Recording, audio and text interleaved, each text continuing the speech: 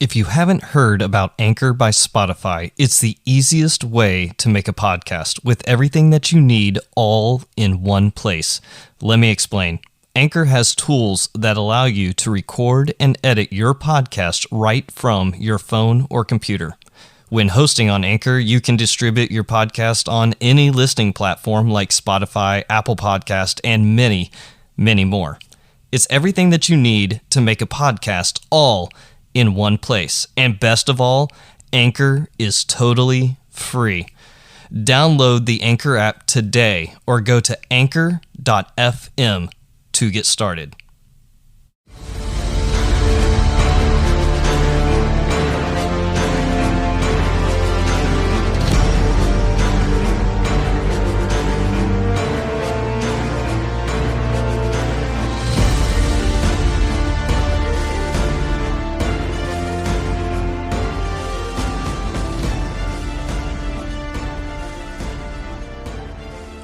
Welcome to the Wartime Leadership Podcast, where we explore what spiritual resiliency looks like from different perspectives. We often focus on the physical, emotional, and social areas of resiliency, but too often we neglect the spiritual pillar. Now, this looks different for everyone. We will be exploring what spiritual resiliency looks like in the lives of our guests, who are people from all different walks of life. Tonight's episode is sponsored by Successdraft, where we help you transform your dreams into drafted plans. Head over to successdraft.com to get started on your future today. Now, this episode's guest, speaking of Successdraft, we have the creator, the CEO, the CFO, the Chief Fun Officer of Successdraft, Mr. Paul Aloo. Welcome, Paul. How are you? I'm doing very well. Thank you for having me, Nathan. You know, I think today is probably one of the best ones because this is the second in-person interview that I have done. So to have you here in the studio with us is absolutely amazing. Thank you. Thank you so much for having me. I'm very excited, and thank you again for having me. Oh, absolutely, Paul. I mean, you started Successdraft how long ago? About a year ago. About a year ago? Or a year and a half, yes. Year and a half. It's been going for a little while. You've got your legs underneath you. What's the first lesson that you learned in building a company like this? Well, one of the first thing is when I started Successdraft. First, let me just share about the mission of Successdraft. Well, I'm a Christian and I love God, and everything that I do is first I pray and I want to ask guidance from the Lord, my Lord Jesus Christ. And one of the things that I felt in my heart is I noticed that many people, especially Christians, have ideas and they're truly brilliant. But because they never put the plan together, so they never fulfill those ideas. And the Bible says this, that hope deferred make the heart sick. So because they never plan, they never see a path of success, they start to defer, they start to procrastinate. And the more they do that, the less they see any result. Then they become sicker and sicker and sicker. And eventually they give up on the idea, and then they end up in regret. So I felt in my heart to start Successdraft. Draft mean planning, where people can come with their ideas. Then we say, okay, how do you get the ideas from your heart, from your mind, from the divine, and make them useful here? And that's where we created Successdraft. We're just helping you take your idea and transform them into applicable plan first, and then at least when you have a plan where you see a point from A to Z, then you can make the second decision to pursue the plan of or not. So one of the things that I learned when I started this is how much people don't plan at all, and they don't even plan for the basic. Let me say the basic. When I interview people, I realize that people are so disappointed. They're so afraid of disappointment. They're so afraid of failure. They're so afraid of taking that excitement of an idea. You know how people are excited about ideas. They're so afraid to fail. It's almost as though they want to stay in the state of excitement instead of trying to find out if this can actually work. So instead of transferring maybe that excitement of getting an idea to being excited to be in the process, many people are afraid to do that. You know, and speaking of being excited, I think I got too excited because of the fact that you're my brother. We're two different colors, but underneath we're the exact same color. I think that you know, anyone that looks at us would think that we were twins. Yeah. So I mean, just because we don't have the same last name doesn't mean that we aren't. But I got so excited because 5 questions is always sponsored by Successdraft.com. So let's get into these 5 questions real quick. Yes, sir. Mr. Paul Aloo, Yes. what is one thing that you find disgusting? Wow. Besides broccoli. Oh, let me tell you something that I find absolutely disgusting. And it's a dish from the Philippines called balut. Oh, geez. Oh, balut is, oh my Lord. You know, you're going to get in trouble with my wife. You know that, right? I think she will agree with me. That thing is disgusting. What it is it's an egg, and there's already an embryo. Sometimes you can see the beak or the feathers, and they boil that egg, and you have to eat that thing. It is awful. No, I will never try that. My wife has tried. Now, not all of Filipino food is disgusting. Not all Filipino. No. Lumpia, come on. Yeah. Oh, pancit is phenomenal. Oh, and I'm pretty sure that God made each of those ingredients that went into that, because lumpia, oh my goodness. My favorite is pancit. Oh my goodness. Easy to cook, powerful. But balut, no. This is the only food where I tried it once and I said never again. And I'm very adventurous when it comes to food. I mean, you lived in France for a long time. I Yes. mean, come on, how not adventurous could you be? Now, listen, Paul, you are a traveling minister, so you have literally gone all over the world. But if I was to give you a plane ticket to anywhere that you have, but the only stipulation is that you could never have been there before, where would you go? Bora Bora. Ooh, Without a question. why? I love the serenity of Bora Bora. And when I look at it, just to see these bungalow or cabins on top of the ocean, there's just a tranquility about it. There's just an escape. For me, Bora Bora is like a place where you just go. This is the ultimate for retreat. For me, that's the ultimate, because, you know, I'm here in the United States. It doesn't matter where I retreat, my cell phone always find me. There's always, but for me, Bora Bora, that's just the place where, I don't know, every time I see the picture of Bora Bora, I feel like there's a corner of the globe and then there's a Bora Bora somewhere. And I love the color of the ocean. It's beautiful. Oh, that blue. Oh, that blue. Oh my goodness. Bora Bora. Okay, well, that was apparently really, really easy. So, who is your favorite superhero? My favorite superhero. I would say my favorite superhero since I was a child was Spider-Man. You know, when we talk about superhero, my favorite person, of course, is Jesus. But he's not a superhero. He's above everyone. Yeah, amen. But my favorite is Spider-Man. And maybe one of the reasons is because he has superpower, but it seems like his superpower is attainable. There's a sense of humanity about him. There's a sense of possibilities. When I don't know how to explain it. For example, if I see someone like Superman, I just think that's impossible. But there's something about Spider-Man that I always like about him.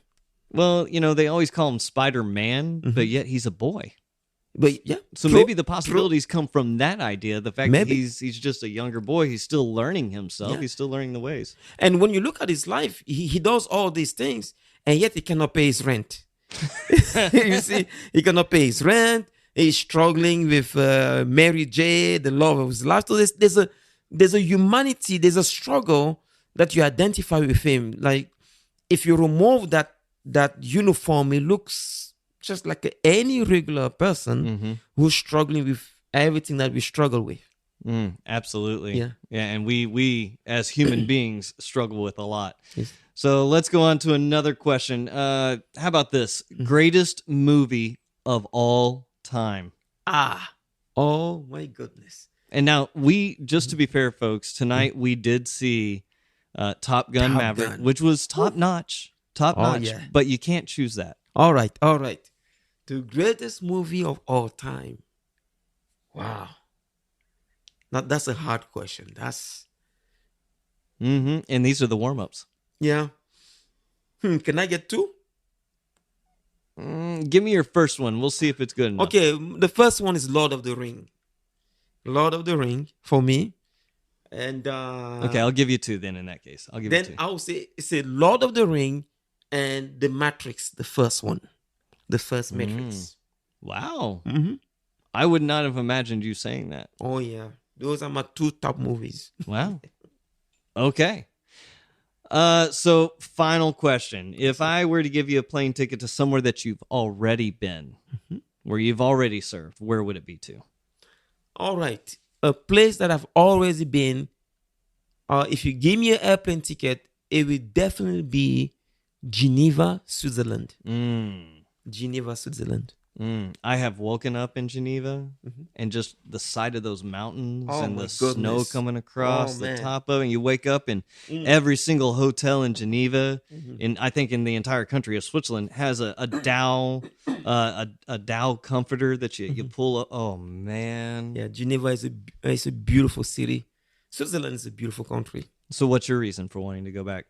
Well, I think that it was mostly the memories. I traveled to Europe for the first time outside of my country. I'm originally from Cameroon, Africa. And my father went to Europe and we went together. So we went to Switzerland, Belgium, France, Germany. And Geneva, I had my aunt and my uncle. My uncle is Swiss. So my aunt married someone from Switzerland. And he loved me so much. And we had so much fun. His son, we had so much fun together. He's a cousin of mine. And the chocolate and going to the mountain. We did not go to the Mont Blanc. This is the biggest mountain in Switzerland. But we went to the other one next door. It's called Aiguille Verte. We mean the green needle. Yeah. And we go up. I almost died, by the way. I almost slipped and fell. And but on top of the mountain, there's a lake and there's raspberries. Just natural raspberries everywhere. I just loved it. I love the people. I love the nature and also the good memories with my cousin and my uncle. Well, I think the smile, folks, if you could see the smile, you would know that there's a true love and a passion there. Now, my only reason that I would need would be the chocolate. They have some awesome chocolate. That would be the only just the chocolate. That's all I need. Some awesome chocolate. Oh yeah, absolutely. Hey, Paul. So let's get to the meat. Let's get to the meat of this whole thing. Just give us your background. Give us your history. You know where you came from in Cameroon, all the way up till now. Just give us a background. Wonderful. So I was born in the village called Ambam. It's a city actually. My village is called Ngwazik, and there was no electricity, no water in 1980s. That's how I was born. My family was very poor. My father was very poor, but he worked hard and he became somebody. He became someone. Then I went to study in France after high school. I always dreamt about America, and how I knew about America was I was cleaning my father's bookshelf, and the book fell out of the bookshelf. And the book names was Entrepreneur. Entrepreneur. This is important because it kind of helped me define what will happen later in the future. Two things happened when I read that book. When I saw that book, Entrepreneur, I was very intrigued. I did not know the name entrepreneur, what it means. But for some reason, I was just drawn to it. So it was entrepreneur, and it was the story of Conrad Hilton, the founder of Hilton Hotel. That's the first book that I read from beginning to end in one settings. Oh, wow. And when I finished it, I said, I am going to America. Because in my mind, every American was like that, like him, entrepreneur. And then, but long story short, my father knew I always want to go to America, but I could not go from Cameroon to America directly. So what happened is, I believe he was at the restaurant, and someone was talking about a school in France where you do 2 years in France and then you transfer to the US. So my father bought the lunch, and they told my father about the school. He came and told me about the school. I said, hey, Daddy, I'm just happy to go to a better school. No problem. I was really honored that my father will want to make me go to some of the top school in Europe. So I went to France. I started to study there. And it was a wonderful experience. I first studied biomedical engineering because I was supposed to do that to become a brain or heart surgeon. That was the first thing. I love it. I was very good at it, but that was not my strength. Now, let me backtrack a little bit. When I was in Cameroon, I started my first business when I was 10 years old. I was selling cosmetic. I would buy cosmetic from another country called Equatorial Guinea, and then I will bring the cosmetic to Cameroon and sell it there. When the woman will not buy my product, I will say, let me show you something. I will take the lotion and put on their skin. They will love it and they will buy it. So I learned how to do what they do at the mall. No one taught me. I just thought that was a cool idea. So you started selling cosmetics. Yes, ladies' sir. cosmetics. That is absolutely awesome. By the way, I was 10 years old. I was selling wine too. No, in my country, there's not really a law for wine. Just most of the wine there is very bitter, but the one that I was buying from Equatorial Guinea, it was sweet. So many women loved it. So you were importing wine at 10 years old? Yes, sir. Wow. How'd you do that? Did you just go across the border? Yeah, I just go across the border. Or there was a city called Kiosi. That's the city at the border. So people sell those things there. It's easy. And then I will just take it. And when I go home, and I will sell it. But my biggest business was candies. It was candies. And my goal was to be the number one in my high school and middle school. They all mixed together. Then that's what I did. I put everyone else out of business. And then I want to destroy the last competition. So I spend all my money to buy a lot of candies, and I want to flood the market to put them out of business. But then I learned a lesson that in business, sometimes you can have mafia. So there were some bullies. These bullies, they came, they stole everything from me. They slapped me a little bit, and that's how I lost my candy business. So you lost your money to the mob. Yes, sir, to the mob. We're going to go with that one, folks. Then I went to Europe, of course, and in Europe I studied there. And I want to start my other business in Europe, a magazine. But they did not give me the permit. It's a long story. And then I say, you know what? France is too complicated. I really want to go to America, where it's the land of the free, the home of the brave, where no one asks you no one question why you want to do a business. If you're talented, and you work hard, you are rewarded. Pretty much that's the premise here in America. And transfer to America, I came to Miami. And now this is a story, and I don't want to offend anyone, but that's just the truth. My idea of America was from the music video by Will Smith, Welcome to Miami. So I am thinking America is just, I'm going to Miami. I'm going to Miami. And I was going to Miami. I was so excited. I thought, it's only beautiful women everywhere. The first one that I saw at the airport, when I came out of the airport, that lady was very easy, 300 pounds. And I never seen a human being that big. I was shocked. Well, it's amazing because in Cameroon, you're walking everywhere, You're or you're doing, so walking people are everywhere. thinner because of that. Absolutely. People are mostly fit. The food is good. There's no GMO. The food is many people have their farm or their garden. So you just take the food here. And something happened actually when I was in Miami. I started to notice that I eat a lot. Mm-hmm. In my country, I can eat one plate and I'm full. I have energy for the whole day. But when I went to Miami, I started to realize my intake of food was a lot and I could not understand.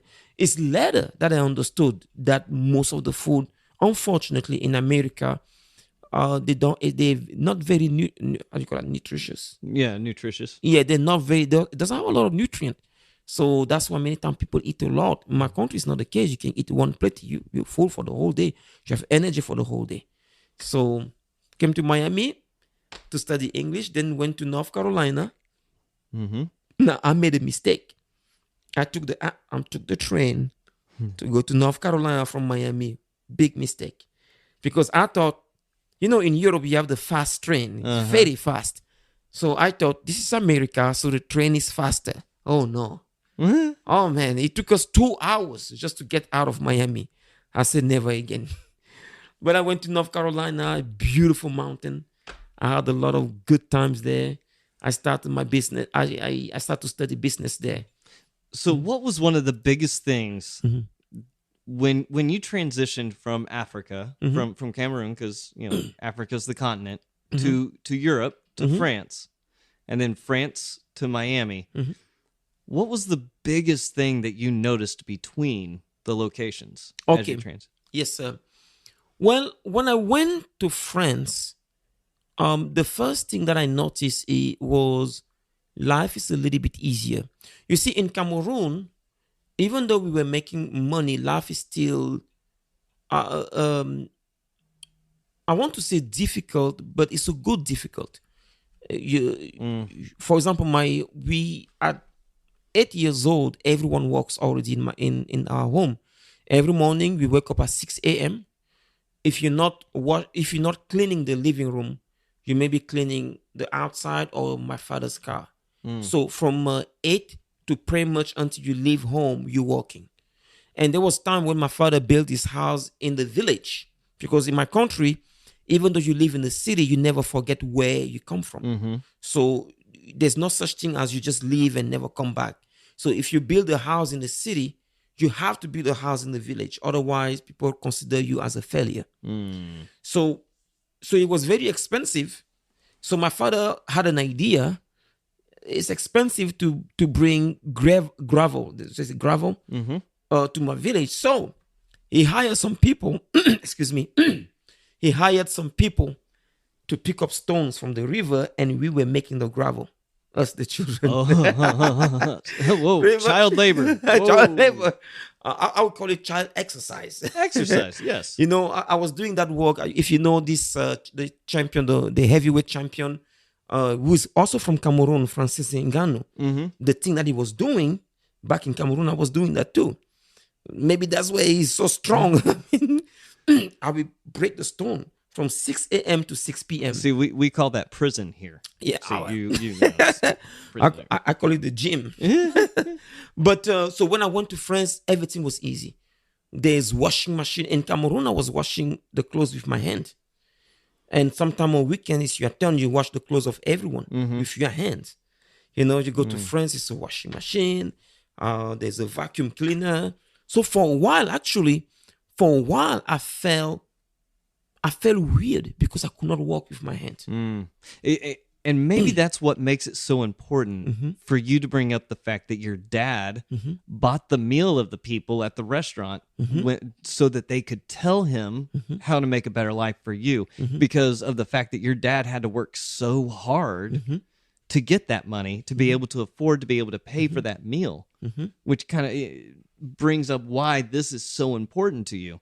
And then to go to France and not know, it's like I don't know what to do with my hands. I was, and when I was in France, I realized I better learn how to cook very quick. It's expensive. In my country, in my village, we have a big garden beyond the house and then more acres. But the garden is about I think about 24 acres, maybe. That's a garden? Yes. We call that a farm. But it's a garden. We have a guava, we have mangoes, you have avocados. So hunger was never really an issue. Now you go to France when you have to buy all the food and it's very expensive. And especially when I have to buy a meal, in my mind I will always try to convert it in my currency. And I'm like, absolutely not. That's the price of almost the whole family for a month. And yet I have to pay the meal. So I learned to cook very quick. Then fast forward, I go to America. The first thing that I noticed was how big America is. That blew my mind. I mean, Miami, when I saw the size of the road, I almost freaked out. I said, you gotta be kidding me. What? I was so happy that I went to France first. I think if I left Cameroon to go straight to America, it would have been a big problem. But my school in France was Euro-American Institute of Technology. It was a Euro-American.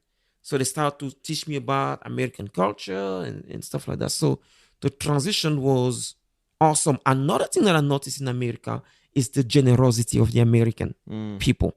That blew my mind. That because people in my country, people are generous, but in America, it's an institution. Generosity, non-profit, and all these things. We are not used to that.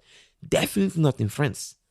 And I saw that. So when people were showing generosity to me, it took me a while to say yes. I'll give you an example. North Carolina, I end up in some financial difficulty. I can't pay my school.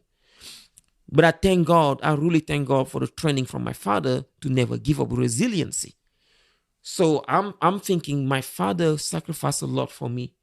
I cannot just leave the school and just give up like that. I have to fight. So I fought hard. And all this thing, I can't pay the school. They kick me out every week, and every week I come and negotiate. And all along, I'm a president of the soccer club, president of international student. I'm training the junior varsity team in soccer in Colorado, North Carolina. I'm training I'm an assistant to the varsity team. And then I'm training a homeschool soccer. And they do very well for the first time. And you're doing all of this to be able to provide for the school in negotiating to get to stay. And still negotiate to stay. And yet, now I know it was God using me. God is using me to transform the life of other people, and yet I have problem. And then I end up in the newspaper, the front page in 2004. That was the Asheville Citizen Time, a front page, and they told me first when they did the interview, the journalist said, "Don't expect much, maybe a corner somewhere," because I started the nonprofit to collect textbooks and send to Africa to help the people back home. But the newspaper comes and I'm on the front page. Front page, I'm on the cover page. And then another full page inside. And when I asked the guy, you told me it would be a small corner. He told me, well, that was 2004. 2004, there was the war in Iraq. They found the guy, the Oklahoma city bomber, I guess. And there was a child dying here. So here is me on front page with my books.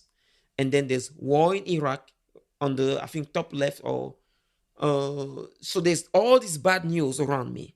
And they told me that there was so many bad news, they want to see a good news. So they want to say that though all these things are happening, there's someone who's doing something positive.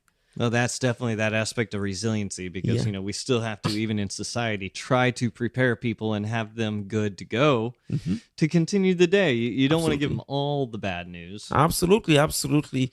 And during all this moment, that's when I discovered the generosity of American, with especially two people. I mean, actually 4 people. Number one, it was a church, a Methodist church. They just told me, hey, every week you can come and get groceries for free. I said, excuse me? He said, yeah, you can come and get groceries for free. I said, what? The first time I took the groceries, I felt like I was stealing. I was like, they give me groceries for free. When are the cops going to I'm thinking, I think I just put that groceries in my living room and I'm staring at it like, am I doing something wrong? Because people don't do that like that, you know. There's a man that I love that man. His name is Jeff Hughes. He literally paid for my school. Never asked me anything in return, and he paid for my school. I met him about 4 months ago. I went to visit him. When I saw him, I was just in tears. I said, "Sir, thank you for everything." I was just in tears. And then there's this woman. I call her my white mama. Because my mom, my biological mom, she's dark like me. And then my father got remarried. And my second mom, she's more light skinned, still black. And then Miss Marsha Osman in North Carolina, she's white. I mean, she's like pale white.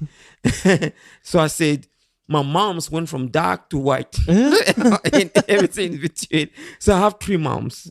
I also have three moms. And she saw me and she pretty much adopted me and said, I will treat you like my son. And that's what she did.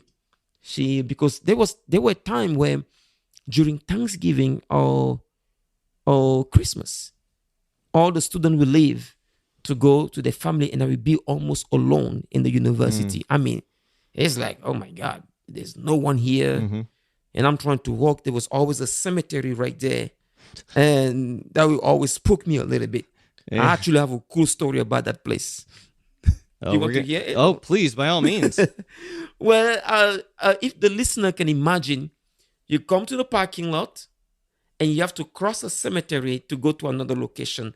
So it's almost like a valley. It's like a V, right? The parking lot, there's a hill. You come down, then there's a drop, and then there's a road at the bottom of the drop. So you don't see the road from a certain viewpoint, but then you see the cemetery there. So here's me trying to go somewhere. I'm seeing that cemetery, and it's kind of gray, like a little bit dark. Not too dark, but just grayish. You still see, but you know. And I'm already freaked out.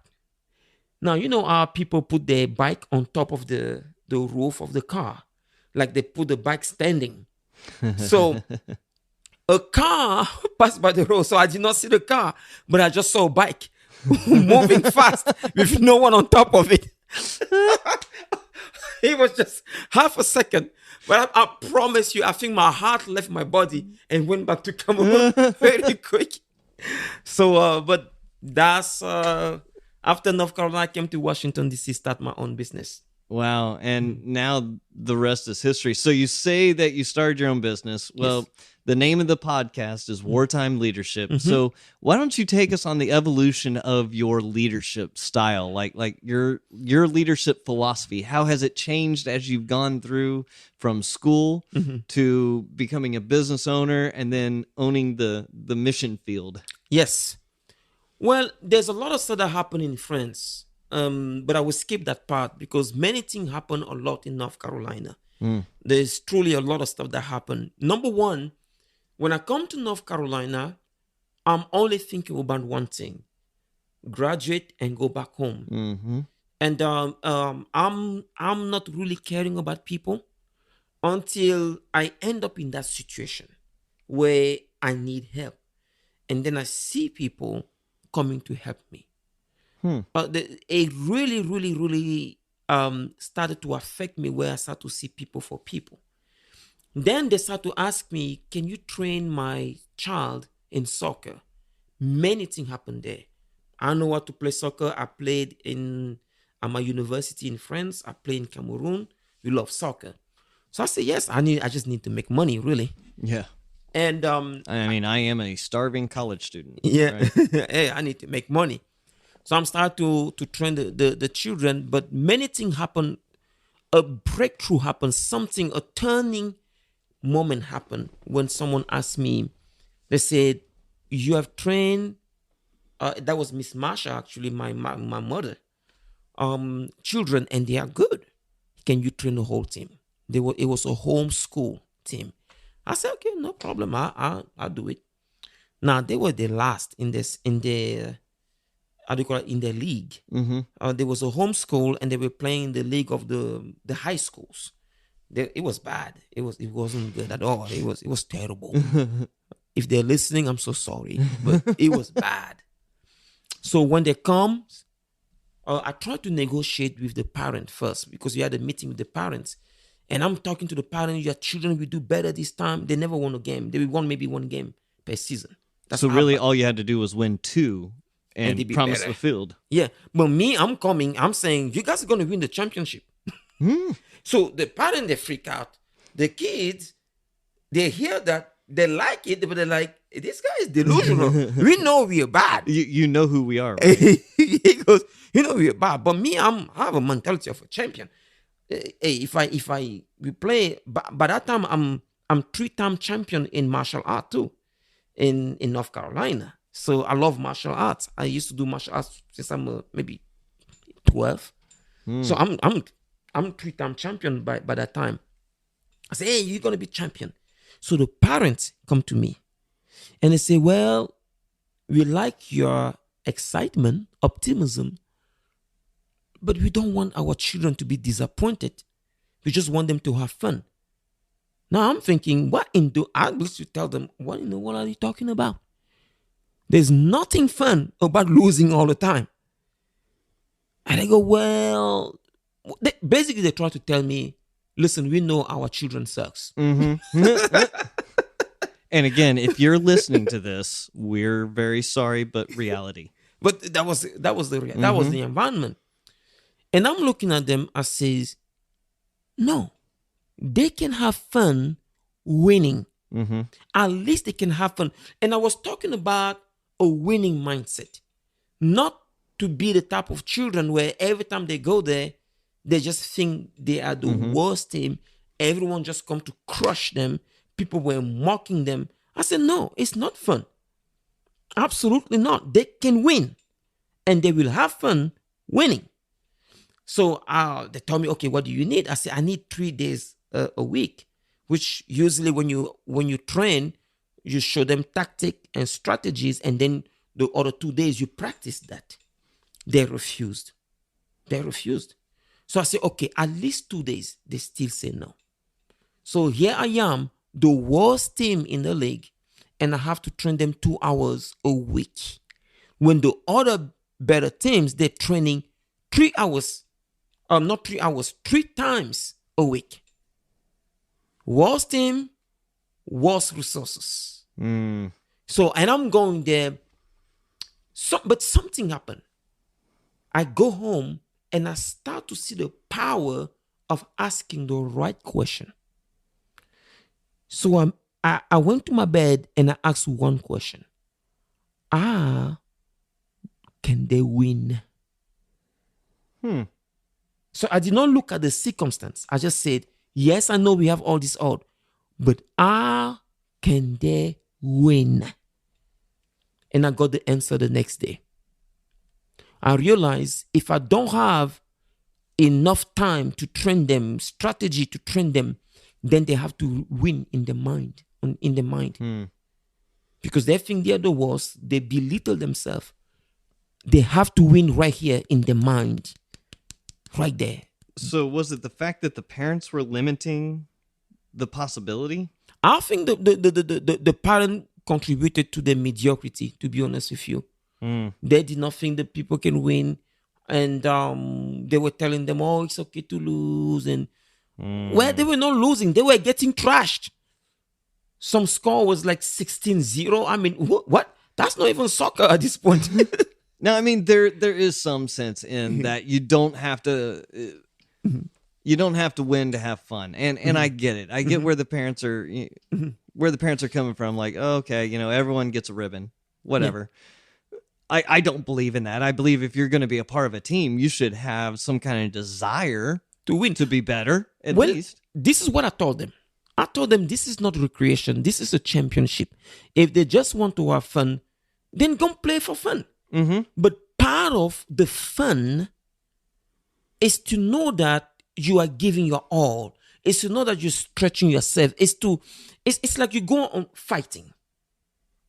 When you go against an adversary, part of the fun is to know that you use strategy and everything. Even if they win against you, there's still a pleasure to know that, you know what, man, good. That was a good fight. You see, when you're that able to struggle. give it all, when Exactly. you give it everything that you have. They were not even given it all because they never even thought that they have anything. See, that's yeah. So and sadly, the parent contributed to that. So I'm asking the question: how can they win? I realize they have to win the battle of the mind first. Now I ask the second question: how do I do that? And this is the answer that came by provoking the assumption. Number one, provoking the assumption. And number two, showing them possibilities. Okay? Provoking the assumption and showing them the possibilities. Now, one of the things that they were struggling with is if you show them possibilities, the assumption was they can never do that. So I had to provoke and say, if you say you cannot do that, prove it. And this is what happened in the practical. We came to the training, I lined them up, and I asked them, who is your best player? This person say Ronaldinho. This person says Zidane. This person, these are the idol. Like they're dreaming about those people. So I asked them, how many head, though, because now I'm about to challenge their assumption that they cannot do what those big players do. So I asked them, how many head does Zidane have? They look at me like, what kind of question is that? You thought it was a training. I said, just answer the question. He has one head. So, okay. How many hands? He has 2 hands. How many feet? 2 feet? I said, how many head do you have? 1? How many hands? 2. How many feet? They say 2. I said, are you sure? They all look at their feet like they were not even sure. They said 2 feet. I said, if you have the same amount of head and feet and hands, explain to me why you cannot do what they do. And they couldn't. So now I challenge the assumption that they say they can't. Now I have to prove to them that they can. So I told them, if you follow my instruction, you're going to come to me and tell me one of the best moves that Zidane or Ronaldinho does that you're always dreaming about doing, and I will show you how to do it. I knew the moment they do it, that's it. That assumption is broken. That thing that says that they can never be good is broken. And that's exactly what happened. And I've seen you in working with teams here. Yeah. And you have pretty much kept that same philosophy from business to Ministry. coaching to ministry Yes, to sir. teaching students how to lead themselves. Yeah. You have really maintained that same philosophy throughout. That's many of the things that I learned there. That I think is God who showed that to me, even though I didn't even know much about God. But that's what happened there. And guess what? The first game they played against the best team in the league, and that team always beat them 10-0. But something changed in that game. Usually, when that team come to play against them, the coach does not even care. Their coach does not even care. He knows they're going to trash my team. He just sit down and he just read whatever. He knows this is, it's a piece of cake. We're preparing for the next game. But the first people who almost scored is my team. And for the first time, that coach stand up and is yelling at his own team. And I say, yes. Yes. At least they still beat us. But the way they beat us, he knew the only reason why they beat us is because even though my teammate, my team started to believe and they went for it. I mean, they went for it. And they scored the first game. Even after 5-0, they were still fighting. They never lose heart. So he knew if it was his team, they would have lost heart already. He was yelling at his team the whole time. And he's looking at me like, who is this guy? And I'm looking at him as, in my heart, I'm saying, there's a new sheriff in town. No one will ever trash this team again. This is a new team now. Simply because there's a new person who believes in them. And it was a phenomenal game. For the first time he came and checked the hand. It's a good game. And and they train, they have some of the best players, and they train 3 times a week. We only train 2 hours a week, and yet we created problem. I knew this team is going to go very far. Well, and I like that. It's not asking questions, it's asking the right questions How of do your you team. win? So here's another question for Yes, you. sir. Then. How do you define spiritual resiliency? So you also are now a missionary. So Yes. you travel a lot and you teach a lot. So this is what I would think would be a very simple question for you. What is spiritual resiliency? Wow. What for me, when I hear the word spiritual resiliency, I see two words there: spiritual and resilience. Excuse me. I will take from the Bible perspective. The resiliency here come from the fact that it comes to test, or it comes to measure if you truly believe what you believe. Do you really believe what you believe? In the Bible, they talk about persecution. You see, persecution come to test your resilience. When you see the parable of the sower, when a sower went to sow seed and some of the seed fell on some ground, and then when the storm of life came, when the persecution came because of the word, the people gave up.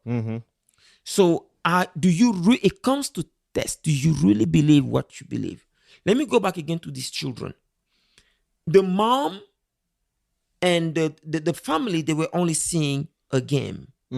Me, I was looking at the children, and I realized if they continue to lose like that, they will have low self-esteem in the future. This will affect them. They will see themselves as loser. But I had to ascend to a level beyond the game. Do you know what I was fighting for? The family just want them to have fun. The kids, they want to win at least one game. But me, I was developing men. But I did not tell that to the parent because I knew they would not understand what I'm doing. So I never told them that. I just tried to convince them to give me enough time to do the work. And it worked. Because many of them got a scholarship to go to university. From the worst team to scholarship to the university. And many of them did very well academic. You see, there was a young man there in that team.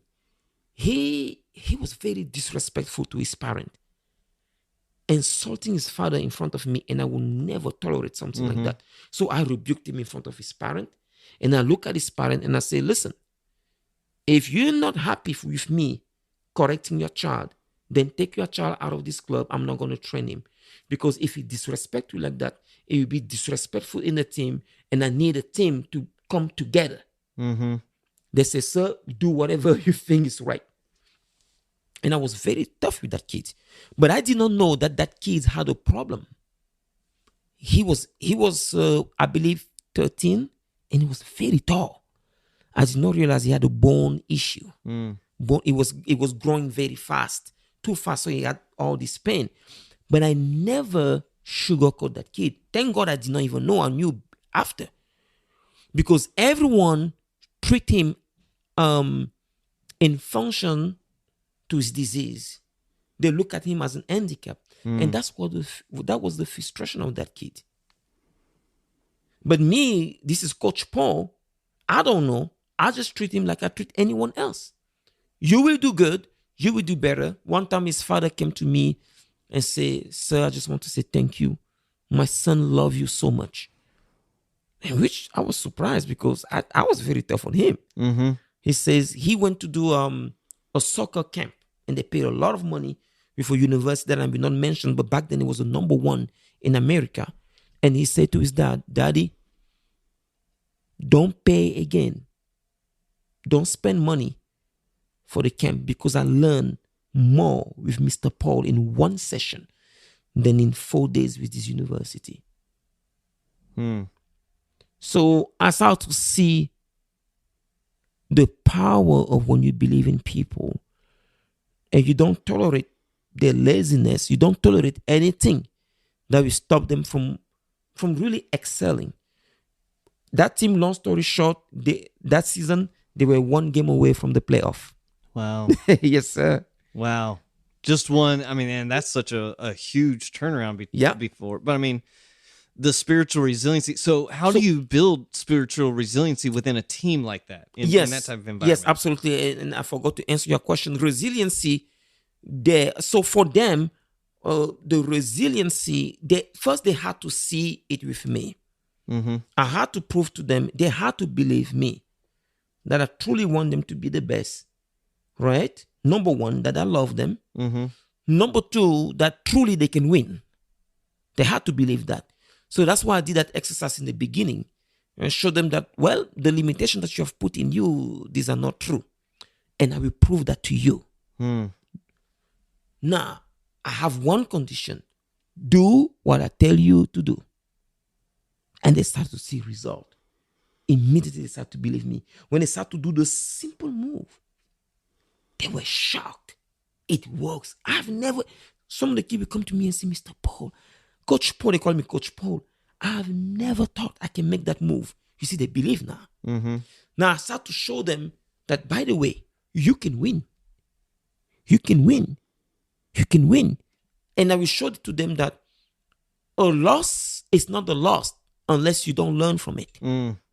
Mm-hmm. Mm-hmm. You see? And then I will sometimes train them at the level of professional player. We will sit down and analyze a game, something that they have never done, where we study a game, we study a teams, and they were shocked. The level of investment was incredible. They will see me analyzing. They will see me coming to one guy and say, I noticed that you don't run very fast, but you're very strong. We're going to put you here.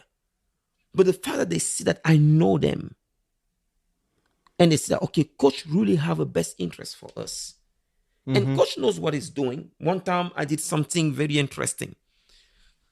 To build credibility with them, I took the ball and I played against all of them. I said, you're going to be one team, I'm going to be by myself. Come, let's see how long you last to pick up that ball. And they could not take the ball. They realized, whoa, almost like this movie today, Top Gun, Mm-hmm. where they're looking at Tom Cruise. They're like, come on, papi. And he goes, okay, no problem. Let's go on the field a little bit. And then the people stay quiet. Mm-hmm. So I did that with them. Eventually they took the ball because there's so many, you get tired, but they realize, oh my, this guy knows what he's talking about. Just by juggling with the feet a little Just bit. by juggling and moving around. They say, whoa. So now they start to listen. And every time you lose, you just learn the lesson.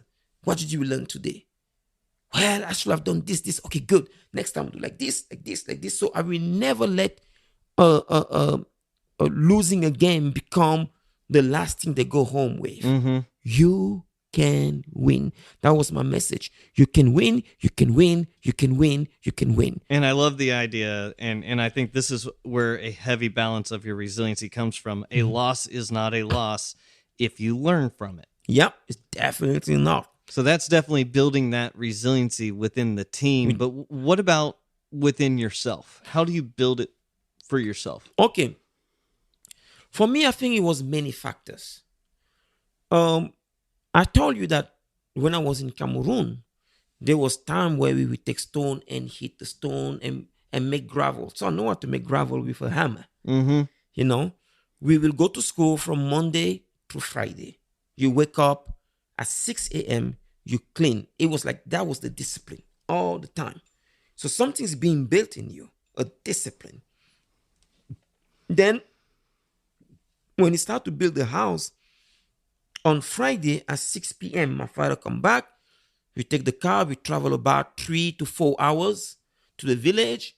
We see the grandma. You eat, go to sleep, wake up at 6 a.m. Right there, you have the stone. You hit that stone. Bang. Hours after hours. Take a break at noon. Then go back again until 6 p.m. It does something to you to be able to just to sit there and just go bang, bang. It's tough, but it's just bang. You look at the stack of stone and you don't get discouraged by the amount of work. You just focus. This is what I used to do. I used to see the work completed before I start. So I will see it completed. Say I will just, right? It build a certain resiliency. Now I'm going to France. I can't eat. but I have to make a way. So I have to continue to excel in school. Then I go to North Carolina, and I'm looking at the sacrifice that my mom and dad did, and I say I cannot give up. So compassion and thanksgiving start to help me be resilient. I cannot give up. My parents sacrificed so much for me. I can't start and give up. So, and the generosity that they taught you too. yeah, absolutely. Huge impact. So, absolutely huge impact. Every time people were blessing me, I will realize I'm not, this is exactly what was happening to me. Every time someone came to help me, I will realize I'm still alive. As long as I breathe. As long as I breathe, there's still a way. As long as I breathe, there is a way. And then the newspaper come, people start to give me this and that and that. And finally, I graduate from school. There was just that. And then the kids come in my life. They're paying $10 per session. Sometimes I will make $200 a day. I mean, it's good money. And there was a sense of whatever you do it well. So I'm seeing these kids.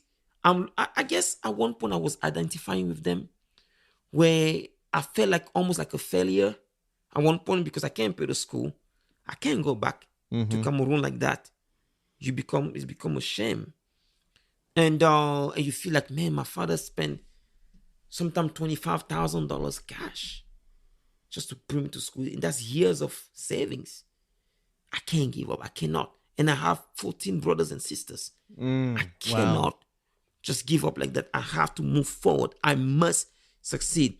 So seeing this kid, I guess I kind of identify with them to a degree. I see them, their situation look hopeless. The parents don't let them train, don't give them enough time to train. Their coach who spoke to me, he told me, listen, I'm just coaching them because I love the kids, but I'm not that good. You are good. You are the coach. I will stay the coach, but really you are the coach. You do whatever you seem fit. And I felt like for someone to trust me with the kids like that, I just can't give up. I have to. And it was a form of redemption for me to prove to myself that yes, my school is not going very well, but my life matter. My life can matter through these kids. I can make them succeed. And I don't think that there was, I mean, there's some things that kind of lined up between them and you, but I think that there was a lot of differences as well, right? Like your parents wanted you to succeed. They were going to do everything they could and sacrifice as much as they could to get you to succeed. Whereas those kids, their parents were the complete opposite, but it had the same effect. Still made them want to be better. It still made them want to be good, but their parents weren't equipping them with the mental capacity to be able to succeed. They couldn't. The parents did not have it. And they didn't give them the time. They did not give the time. It was except my mom, Miss Marsha, she was not playing games. She actually the one who negotiated for me to train her children, and they became phenomenal. And then they were part of that team, and she said, no, you need Mr. Paul to come. She negotiated that thing. So she always believed, her mindset was very different. She's an exceptional lady. Miss Marsha Osman, if you hear this, I love you very much. John Osman, Marsha Osman, and the children, William, and everyone. Well, it's real simple. All you have to do is just tag him in it. So walk us through a time. It can be modern day. It can be whenever, to where you had to rely on that spiritual resiliency to be able to get through, to take that full tank and use some of what you had put away. Okay. It happened a lot during the school. Something interesting happened. Every week I get kicked out. Every week I go and negotiate. And then finally they call me and they say, we cannot negotiate anymore. You are out. And that was maybe after many months of fighting. I'm feeling like a failure at that point. That I was fighting all this time just to have a negative result. Now, I knew about Christ, but I was not following him. to some degree, I started to be very disappointed because even though I was not really following him like that, he has always been an anchor of my life. I always believe that no matter what, God is out there and he will help. Since I'm a child, that's always been the case. But here I am, no one is helping me. And I'm hearing this voice telling me God doesn't exist. I almost crumble. So it wasn't even the problem. It was my foundation. Something is telling me that your foundation is not real, or my foundation, I've messed up so much that that God does not want anything to do with me. That's when I start to crack, actually. I start to crack. But I go home and I'm crying on my bed and I say, God, if you're out there, help. Now, Mr. Jeff Hughes, I helped him start a real estate company about 8 months prior. That's why I also saw the power of generosity. When I helped him, I never asked him for anything. Little did I know that 8 months later, he will call me at 7 a.m. in the morning and say, hey, Paul, I want to invite you for lunch. There was a restaurant called Ryan. It's a buffet. Will you come? Will you want to come? And I say, yes, absolutely. I mean, but at that moment, I don't have much food. I'm eating ramen noodles. It's been 8 months since I've been to a restaurant. And I'm in there. I'm just eating like a pig. I'm just eating. He's talking to me. I don't hear anything. I'm just eating. Finally, I listen to him. He goes, thank you so much for helping me. Oh, I don't have time to manage the company, but maybe you can. And he gave me some money just to say yes, which I told him, please send the money to the school to pay for my school. So it was always a battle. What helped me with my spiritual resiliency was always a battle of I'm fighting until I cannot fight anymore. And then when I'm about to give up, God showed me that there's always hope. Something happened. Something happened. Even the church who gave me food, I did not know where we found food. I am hungry. I don't know where I'm going to find, because I don't even know that churches can do that. Somehow, someone introduced me to a church. At the moment where I'm about to give up, I know it was God who will bring hope. It's like he will push me to my limit to fight to the end. And when I'm about to give up, boom. So that's what was happening at the university. So I go to Washington, D.C., start my own business. Day 2, I have to fight. I start my own business. I have to go here, to go to this meeting, to receive a lot of no's. But at that point, I'm what I call vaccinated, because I come from a battle. I have scar of battle. So my potential client saying no, it doesn't affect me at all. I just continue to move, to make stuff happen. And and I get the office in Bethesda, and premium office that I negotiated, and I was only paying, believe it or not, $50 a month. Whoa. Premium office that cost like $2,000 a month.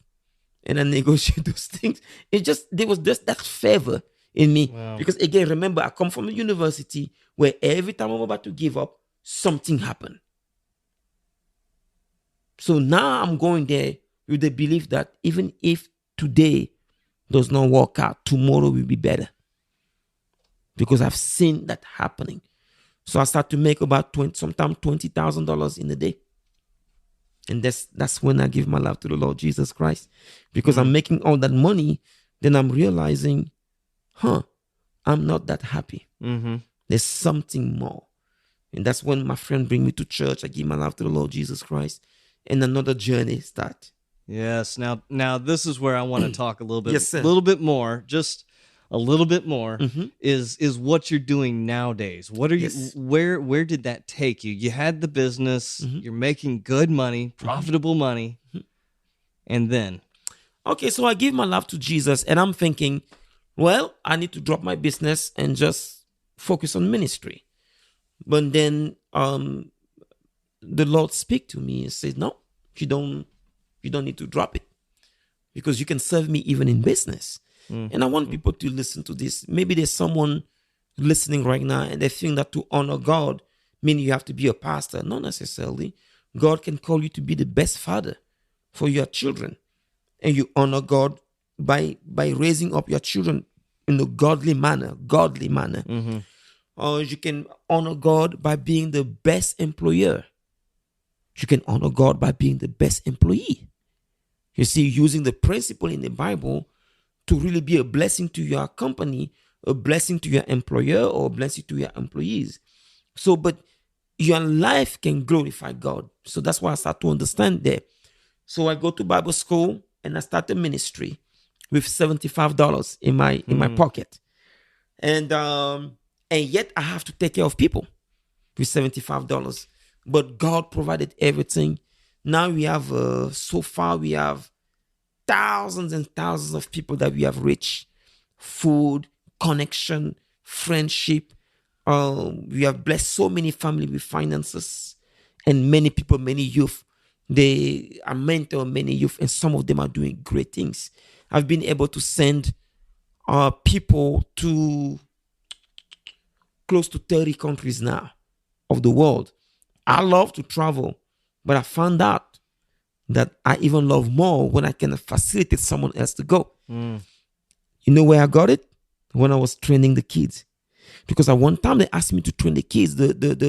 When they saw the result, the varsity team of the high school, the Smoky Mountain High School, they asked me to come and train. We went to a camp, and I said, "Listen, I love to play soccer. I just don't want to train.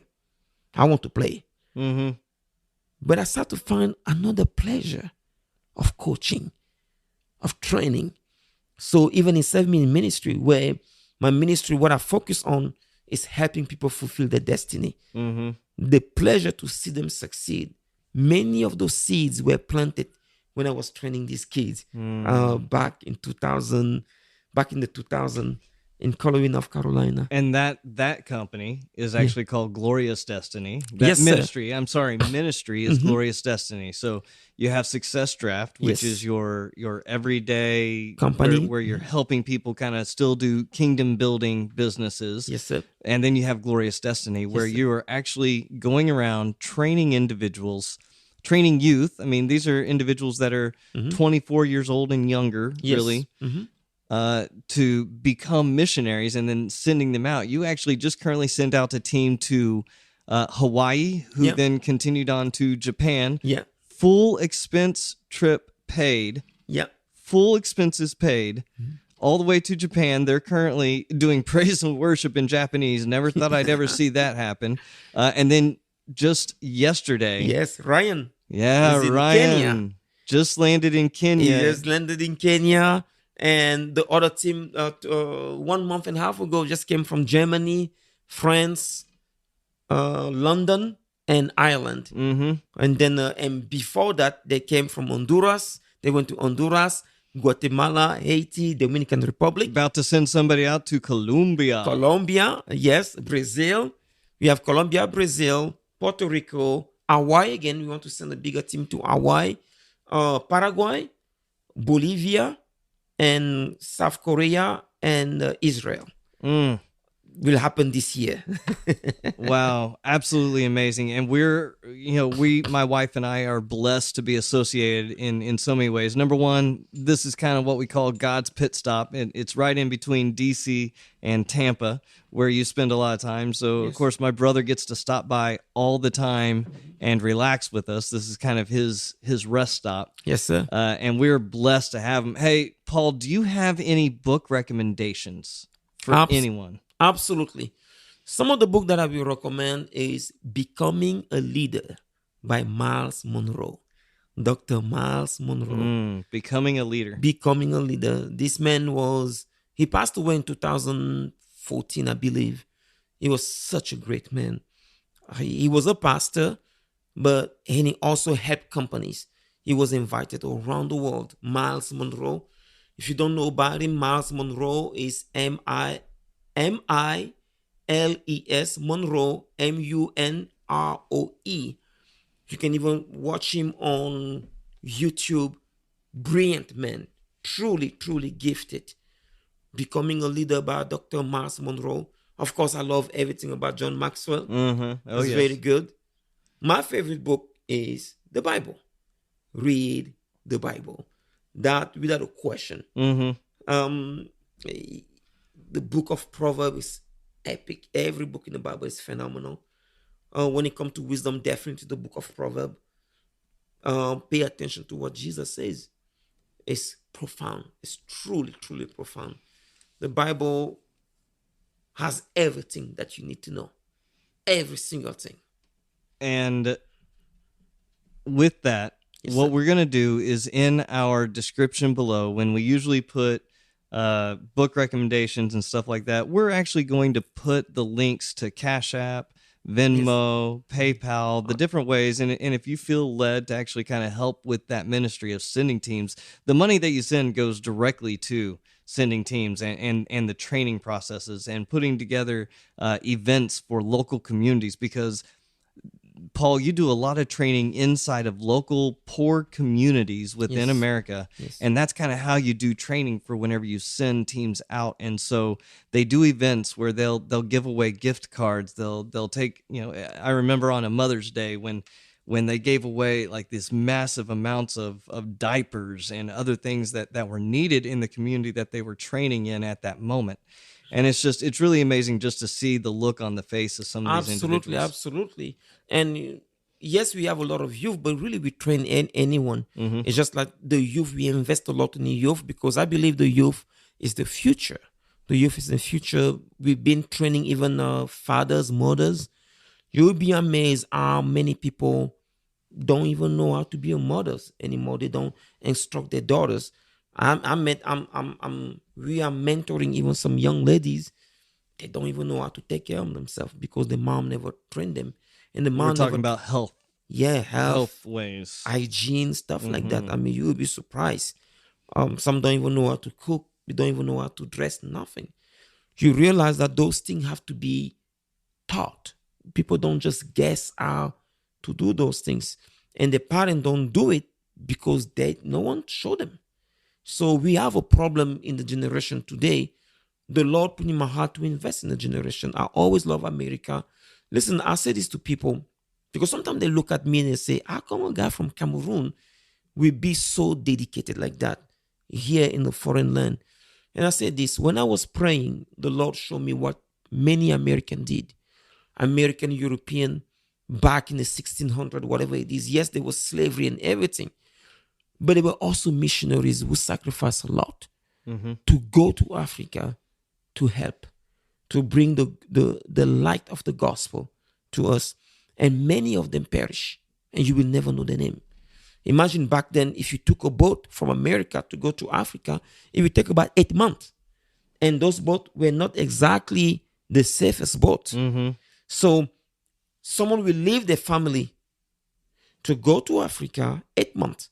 And the only way the family will know if they made it is if someone left the port in Africa and do 8 months. So we're talking about 16 months just to tell them, yes, he made it. Now, after that, I'm not sure if he's still alive.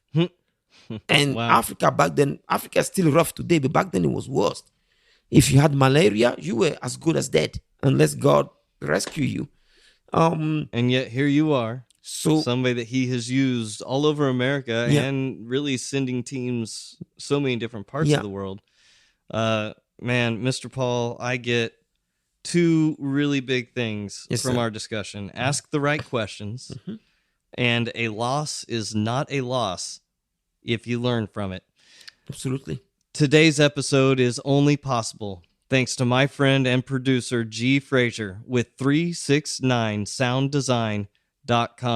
Jeff, I am so blessed by you and everything that you do in ensuring that the quality, sound quality, that everything is perfect for this show. And you really do an amazing job. You really do have the hardest job ever. We are blessed by the entire team here at the Wartime Leadership Podcast. We will see you next week.